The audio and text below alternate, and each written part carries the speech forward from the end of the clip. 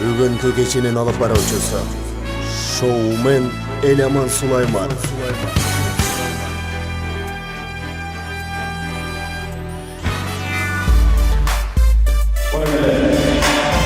Ул үйрен кызлардан ата салды, кулбунун бал өстүрүп кыргыз калды. Бакыт каалап ата тилеп балдарына кубанып сүйүнүп жакында бүгүн достуганда.